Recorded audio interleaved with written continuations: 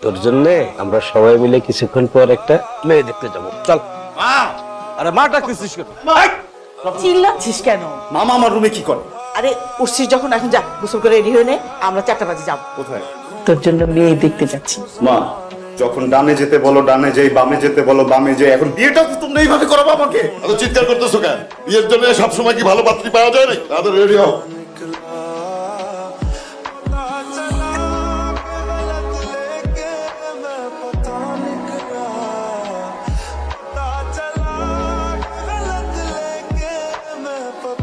মাশাআল্লাহ। মেয়ে দেখতে এসে মাথা নিচু করে থাকলে হবে? একটু তাকাও। রায়হান দেখ, আমাদের মধ্যে তো একটু কথাবার্তা হলো, ওদের কথাবার্তা হোক, সে ব্যবস্থাটা করে দেন, বাদ বাকি কথা আমরা বলে নিব। আপনি বলতে পারেন। কেন? আপনি কিছু বলবেন না? আপনার বলা নাই থাকতে পারে, কিন্তু আমাকে তো বলতে হবে। এখন যদি না বলি পরে দেখা যাবে যে বিপদে পড়ে গেছি। দেখেন, আমি খুবই স্ট্রেট ফরওয়ার্ড কথা বলা একটা ছেলে। আপনাকে আমার প্রথম দেখেই খুব ভালো লেগেছে, কিন্তু আমি কিন্তু পাত্রী দেখতে আসিনি, জোর করে এনেছে আমাকে। আপনি আপনার মতো না করে দিতে পারেন। সেই অপশনটাই তো আমার হাতে নাই। আপনাকে আমার ব্যাপারে কিছু বলি, আমি তো বেকার, আমার বেশ কিছু মেয়ে ফ্রেন্ডস আছে, ইভেন আমি বেশ কিছু রিলেশনশিপেও ছিলাম। স্মোক করি, ফ্রেন্ডের সাথে আড্ডা দিই, রাতে বাড়ি ফিরি আর বাড়িও যাই। ভেবে দেখেন, এমন একটা ছেলেকে আপনার পছন্দ হয় কিনা? আমার পছন্দ অপছন্দ কিছু যায় আসে, আমার ফ্যামিলি যেটা ঠিক করবে আমার সেটাই করতে হবে। তোমাদের কি আরো সময় লাগবে? আই থিংক উই আর ডান। এই মেয়ে যদি আমার ছেলের বউ হয়ে যাবে, অনেক খুশি হব। আব্দুল্লাহ ভাই, আপনি কোনো কথা বলতেছেন না কেন? একটু মতামত দেন। মেয়েটারে ভালো লাগছে, আদব কায়দা ভালো। তোমার বোনের কি অবস্থা? আর শোনো, এখন তো আর আগের দিনের ছেলে পেলে না, এখনকার ছেলে পেলে, বুঝতে পারছো? এই ডাক দাও না তোমার বোনের কথা বলি। শারমিন, তোর কি সব বলে দিতে হবে? কেন তুই কি তোর মেয়ের কাছ থেকে ছেলেটার নাম্বার নিয়ে ফোন করে কথা বলতে পারিস না? আমি নাম্বার দিয়ে দিতেছি তোমাকে, কথা বলে আলাপচারিতা করো। সব টাকা তো আর আমাদের না, তাই না? হ্যালো, আমি শারমিন, আজকে আপনি আমাদের বাসায় এসেছিলেন। জি বলেন। আমি এত রাতে আপনাকে কল করতে চাইলে আপা আর দুলাভাইয়ের চাপে আপনাকে ফোন করেছি। কোনো অসুবিধা নেই, বলেন। মানে দেখা করতে যাচ্ছেন? ভালো।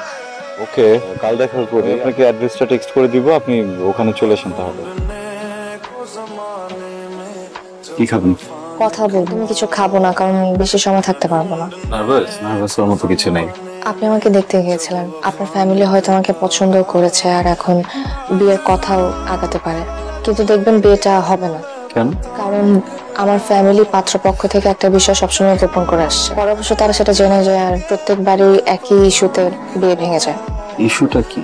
আমার একবার বিয়ে হয়েছিল, পাত্রপক্ষ আমাকে দেখতে এসে কাবিন করে রেখে যায়। পরে অবশ্য জানা যায় যে ছেলেটা ভালো ছিল না আর এই জন্য বিয়েটাও আর আগায়। কিন্তু এরপর যতবারই বিয়ের কথা হয়েছে আমার পরিবার প্রত্যেকবারই ব্যাপারটা লুকিয়েছে, কিন্তু লুকিয়ে কোনো লাভ হয়নি, কারণ গ্রামের সবাই জানিয়ে দিয়েছে। আপনি কথাগুলো আমাকে কেন বললেন? কারণ আমি আপনার হেল্প চাই।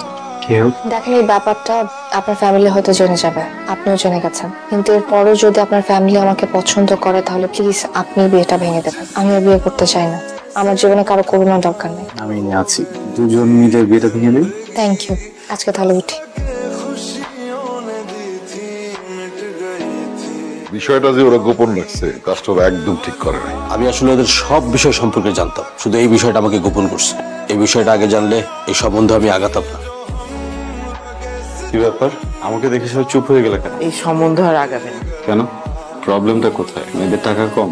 ওসব কিছু না। মেয়ের চরিত্র খারাপ নাকি আগে বিয়ে হয়েছিল? হ্যাঁ, মেয়ের আগে একটা বিয়ে হয়েছিল, ওরা আমাদের কাছে গোপন করেছে। আমি তো এখানে কোনো প্রবলেম দেখছি না, তোমাদের প্রবলেমটা কোথায়? নেক্সট টাইম যদি আমার বিয়ের ব্যাপারে কোনো কথা বলো, খুব বেশি খারাপ হয়ে যাবে। তোমার বোনের দায়িত্ব আমি আর নিতে পারবো না। কেন, কি হয়েছে? কি হয়েছে মানে?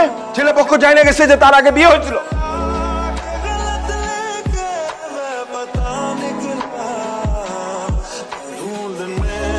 কেন করলেন আপনি এরকম? আমি তো বিশ্বাস করে আপনাকে সবকিছু বলছিলাম, তাই না? আপনি বিশ্বাসটা ভেঙে দিলেন আমার।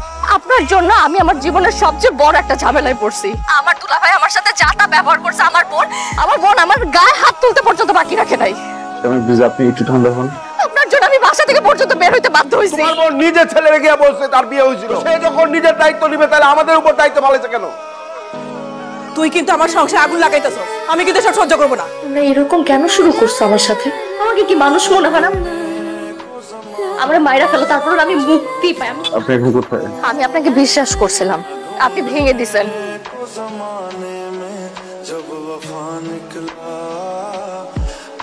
আমরা কি কিছুক্ষণের জন্য ভুলে যেতে পারি আমাদের বিয়ের আলাপ হয়েছিল?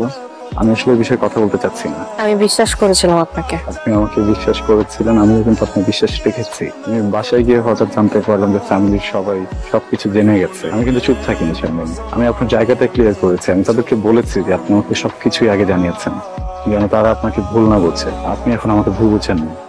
আমি আপনার কোনো ধরনের সিম্প্যাথি চাই না। এবার দুই চোখ যেদিকে যাবে আমি সেদিকে চলে যাব।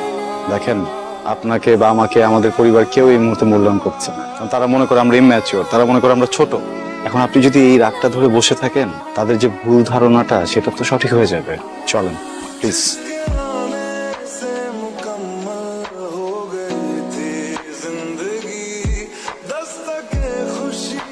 আপু, আমি আপনার বাসার নিচে আছি, আপনি কি একটু নিচে আসবেন? শারমিন আমার সাথে আছে। আমরা পাই গেছি, হ্যাঁ? কি করছেন আপনি? তুমি বলতে বলো কই গেছিস? একটু থামান, একটু, আমি সবকিছু বলছি। ভাই আপনি একটু বুঝেন ওনাকে। শারমিন বাসা থেকে বের হয়ে কোথাও যায়নি, উনি আমাকে ফোন করেছিলেন। ও একজন মেয়ে মানুষ, আপনারা তারপর উপর প্রেশার দিয়ে যাচ্ছে। আমাদের জায়গায় থাকলে তুমি বুঝতে। ভাইয়া আমি মানছি আমি আপনার জায়গায় নেই, কিন্তু আমি কিন্তু বুঝি। দেখেন, আপনি আমার বড় ভাইয়ের মতো, আমি ছোট ভাই হিসেবে আপনি একটা রিকোয়েস্ট করছি। শারমিনকে আমি আপনার কাছে বুঝিয়ে দিয়ে যাচ্ছি, প্লিজ। লাস্ট একটা রিকোয়েস্ট করবো, আমি এখান থেকে চলে যাওয়ার পরে আপনি ভিতরেই যে ওনারা যাই বলুক একদম উত্তেজিত হবেন না।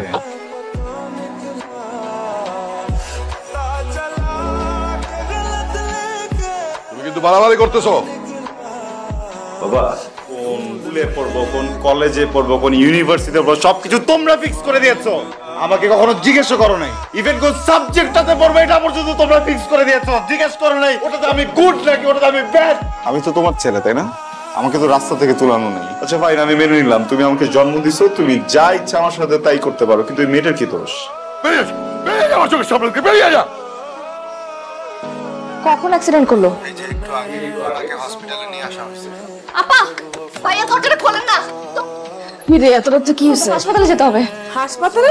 কার কি হয়েছে? রায়হান অ্যাক্সিডেন্ট করছে, আমাকে হাসপাতাল থেকে মাত্র ফোন করছিল। ওর ফোন থেকে আমার নাম্বার পাইছে, আমাকে যেতে হবে, তাড়াতাড়ি চল। এখানে শারমিন নামের কেউ আছেন? আমি। আপনি একটু আসেন। বাইক আসলে অনেক স্পিডে ছিল, হঠাৎ করে দেখি রং সাইড থেকে একটা ট্রাক। আমি কন্ট্রোল করার অনেক চেষ্টা করেছিলাম, ট্রাকটা মেরে দিয়ে চলে গেল। শারমিন, আপনার জীবনে যে কারণে সবাই আপনাকে ছোট করে, আপনাকে অবহেলা করে, আপনি নিজেও নিজেকে ছোট করে দেখেন, সেখানে কিন্তু আপনার কোনো দোষ ছিল না, সেটা একটা দুর্ঘটনা ছিল। এখন মাথাটা পরিষ্কার করে একটা কথার উত্তর দেবেন, এই হাত পা ভাঙা ছেলেটাকে বিয়ে করবেন?